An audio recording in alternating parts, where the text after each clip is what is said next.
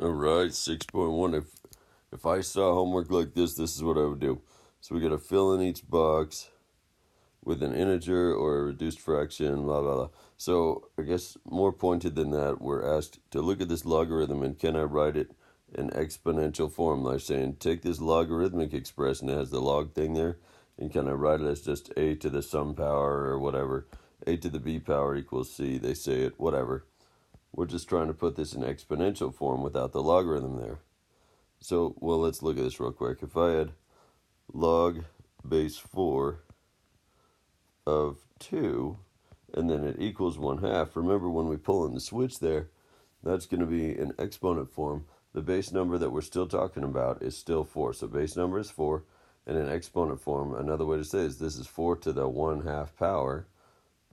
So 4 to the 1/2 power equals 4 to the 1/2 power equals this 2. And so in exponent form, that's 4 to the 1/2 equals 2. And so we're like, I guess done. 4 to the 1/2 equals 2. This is A, this is B, and this is C. That's all they're looking for in that kind of thing. Just translating this back and forth between log and exponential form. And then similar here, on number 3, we have 3 to the 5 is equivalent to, and then we have to write it down in log form. And so, once again, if it's the base number is 3 over here, then the base number in your log will be 3, so it'll be log base 3 of not 5, but that's where we pull the switch, where the 243 is an input number, and the 5, the exponent, becomes the output number or the answer part. So this is log base 3 of 243 equals 5. That's what we would put there as being the C and the D or whatever is the 243 and the 5. That's all we're looking for there. What else? Solve for n in the equation below. So we're solving logarithmic equations. Sometimes these are best off, especially when we're just getting used to logarithms, thinking of them in exponential form. This one, if you had a calculator, you could probably just type it in as a log or whatever. But in order to wrap our minds around what's going on with these, it helps to put it in exponent form. So we have a little base number 6, so in exponent form, that's 6 to the n power equals 216, and we just got to figure out 6 to what power gives me 216. And you can just do that by timesing. 6 times 6 makes like 36. And so if I take that answer times another 6, that becomes 216. And so it looks like it took 1, 2, 3 of them. So we'll just say it looks to be 3 there, and must have been 3. That's the kind of thing they're looking for here. Similar idea on number 6, just a fraction, so I didn't want people to be weirded out by it. So if we look at that one, this would be base number 6 once again, because the log is base 6, of, or rather, to the z power equals 1 out of 36. And obviously 6 and 36 are related, but it's weird with a fraction there, so just remember, if I had 6 times 6, that's just 2 of them, that makes 36, of course. But when we're looking for a downstairs 36, that's like us saying 6 to the 2 would be 36, but you might remember, like we were probably reviewing in class at some point, 6 to the minus 2 then is 1 over 36. And so it is a 2 power, it's just a negative 2 power that they're looking for here. So z is just negative 2 is all we'd be looking for. Okay, and then a little bit more log solving. To keep things in the same kind of theme, we'll just keep going exponential form for as long as that's helpful. So this one we have a base number of 7, so this would be 7 to the 5 power equals the m. And then at this point, m is already by itself at this point, So we'll say m equals whatever 7 to the 5th is, and you just write that, you got to figure out the answer, I guess. It's 7 times 7 times 7 times 7 times 7. That'd be a lot. Or else just put 7 to the 5th into a calculator. It'd be an easier way. And that'll be some huge number, and that's what you put in the answer box. Same idea here. I don't know on number 8. Let's see if there's any surprises. Looks like the variable is the base number, so that's a little bit different. So that one would be z to the 4 power equals 2401 if we switch that into exponent form.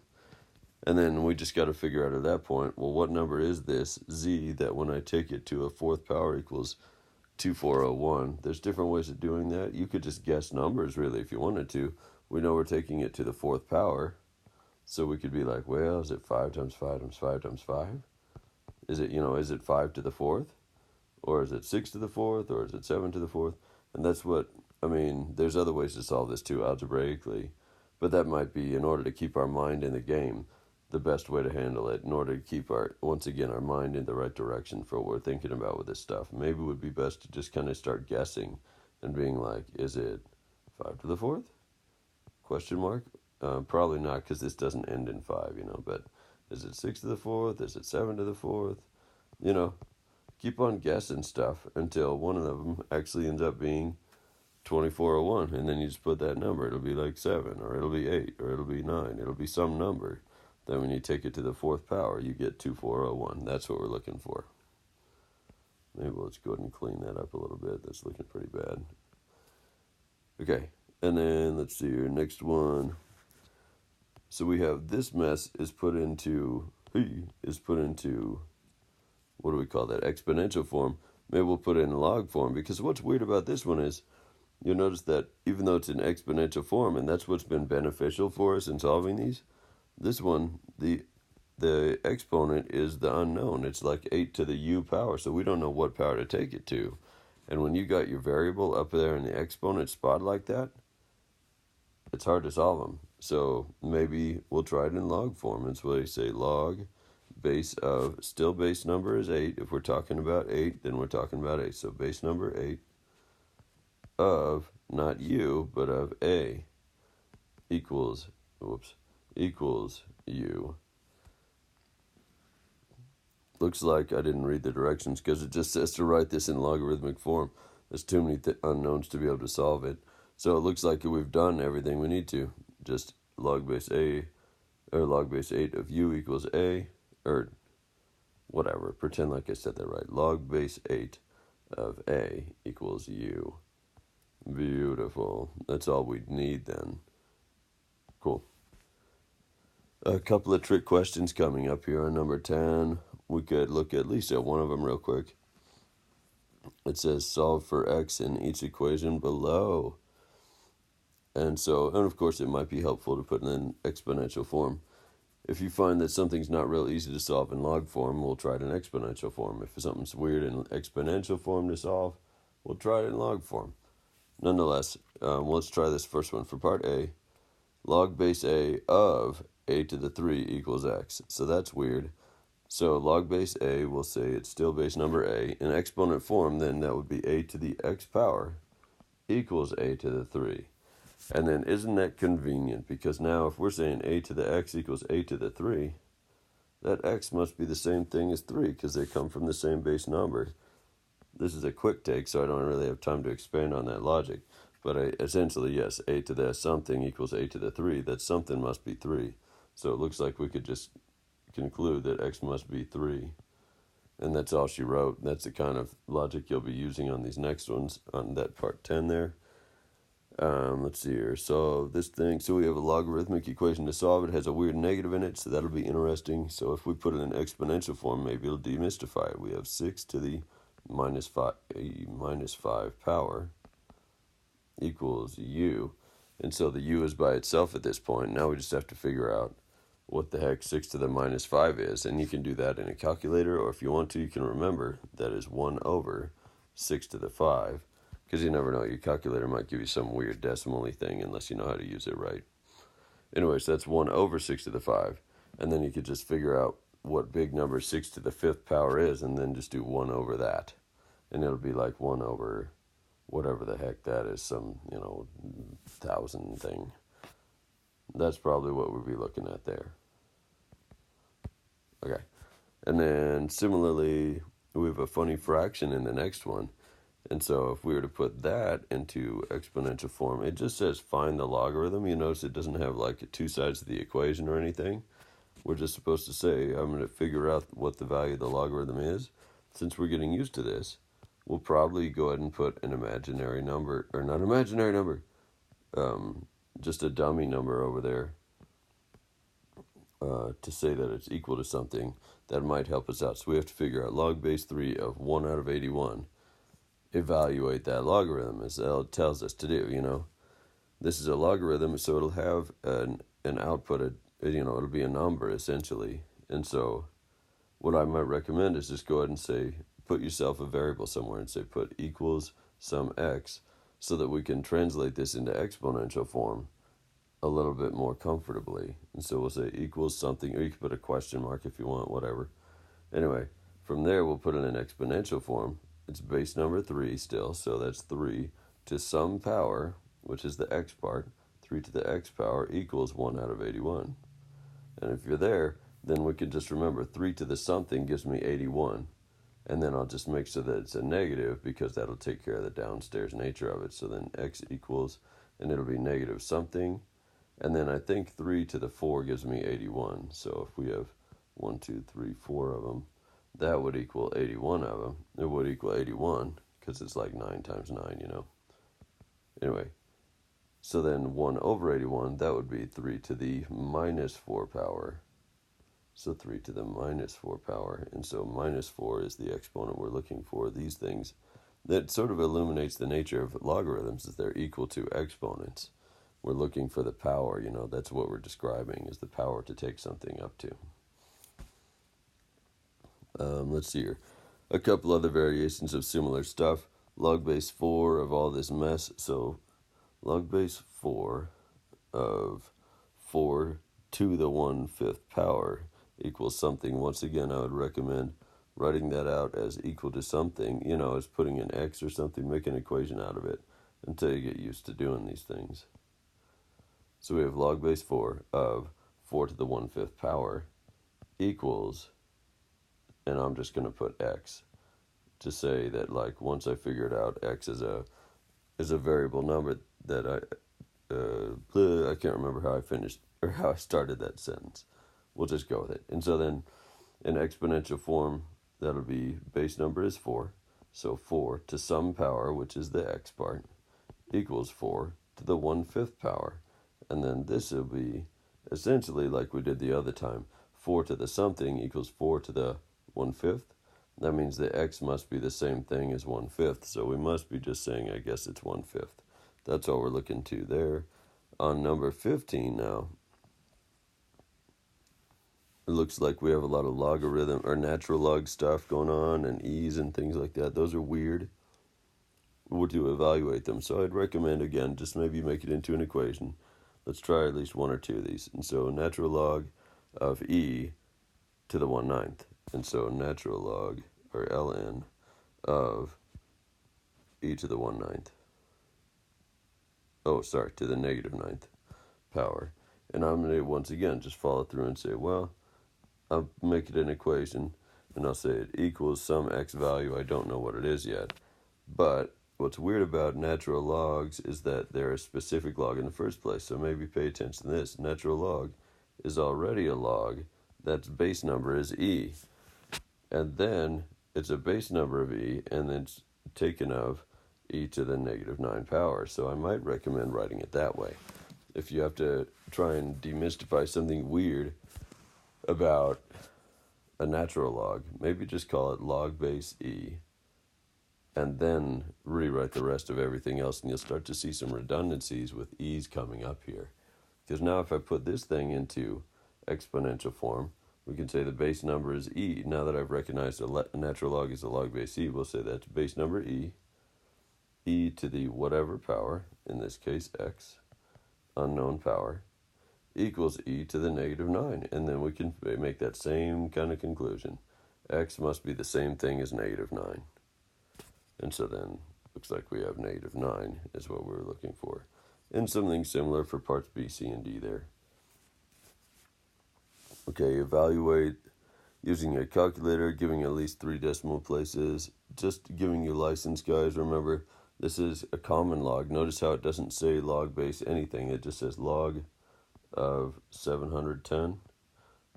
That's essentially us saying it's log base 10 of 710. That's a common log. You do not have to put in the 10 if you have a log button on your calculator. You just put log and then put 710 in the parentheses and then hit it, and then it says giving at least 3 decimal places. Make sure you round your stuff appropriately, but it'll just spit it out. If you have an iPhone calculator, some people use different calculators. Some, like an iPhone or some of the other calculators, you might have to put the 710 first and then hit the log button if it doesn't work the other way. A lot of the calculators out there, you're going to hit log and then 710, and then it'll give you what you want. I'm looking at this and I'm estimating it. That means essentially we're saying 10 to, because it's a base 10, 10 to some power equals 700 whatever. And so 10 to the 2 is 100, but 10 to the 3 is 1,000. So this should end up being 2 point something by estimate. I don't know, 2 point whatever is what I'm betting you'll come up with. So if you come up with that, it looks like you probably entered it into the calculator correctly. Okay, number 21. Let's see. Okay, we had to figure out a vertical asymptote for this function here. We have y equals log of x plus 2. So just remember the one property about logarithms is that their inputs, their domain of any logarithm, essentially has to keep the inputs of the logarithm greater than 0 all the time. And if you approach 0, we can approach 0, but that's where we hit a vertical asymptote. So it's almost like when we're identifying like vertical asymptotes in a rational function where you got to find a 0 on the bottom. We're finding out what would make the inside 0. That's a place that we will approach but never quite hit. And that'll be our vertical asymptote in whatever this is called in a logarithmic function. So in this case, we'll just look at the x plus 2, and we'll say negative 2 plus 2 is what would make this thing become log of 0, and that would be bad news. So negative 2, that is where we're running into a vertical asymptote. We'll say that's a number that I can approach hitting. I can almost put negative 2 into this logarithm, or into this logarithmic expression, but I cannot, and that will give us our vertical asymptote. So we'll say our vertical asymptote has a value at x of negative 2, or x equals negative 2. That'll be our vertical asymptote. It looks like they put the x equals part already there. So you'll just need negative 2, or in other words, whatever makes the inside of the log become 0. Okay, a couple of graphing concerns. So I'm looking over the different options here. We have to graph these things and kind of match them up. I'm noticing the first two options are 10 to the x and e to the x. Those are worth mentioning. So they're both the same kind of thing, just noticing that they're both something to the x power. And then the third and fourth options are both logarithms. And so one thing I would notice about 10 to the x versus e to the x is in either case, if I plug in a 0, then in either case we'll probably get a 1 out, it looks like, because remember, if I do 10 to the 0 power, 10 to the 0 is 1. E to the 0 is 1. So in either case, these are these top two options, whether it be e to the x or 10 to the x, either one of those ends up giving me sorry, I distracted myself. Either one of those ends up giving me a 0, 1 dot. So I'm looking at probably either one of these two options up here that gives us the dot at 0, 1. Because this is an x value of 0 and it's up 1 for the y part. So either one of those is good. And the only way I would differentiate them is to notice that 10 is a bigger number than e. And that's worth mentioning because e being... I don't remember. So if we discuss this well in class, then we would say E is like 2.7-ish, So it's a lot smaller than 10, 2.71-ish, wiggle equal to the x power versus 10 to the x power. And so 10 being such a bigger number, if I could take powers of that one, that's a lot bigger than 2.7. And so if I take powers of it, it grows a lot faster. 10 to the 1 is 10, and then 10 to the 2 is 100, then 1,000. It just grows really fast because it's such a big number. And so I would say that probably 10 to the x is the one that's more steep and extreme because it's a bigger number, so it grows faster. And then so 10 to the x I'm betting is the more steep one, and then e to the x is the more gradual one. They both cross through that 0, 1 dot, but this one is more gradual. It keeps on going out a little bit further before it grows up taller. Beyond that, guys, I would just say, remember, this log of x versus ln of x, they are inverse functions of the exponential ones, and so they'll be essentially some kind of a weird reflection of the other two.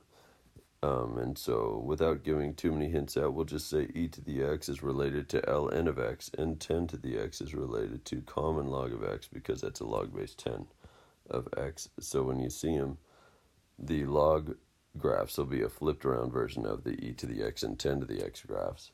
See what you can do with that.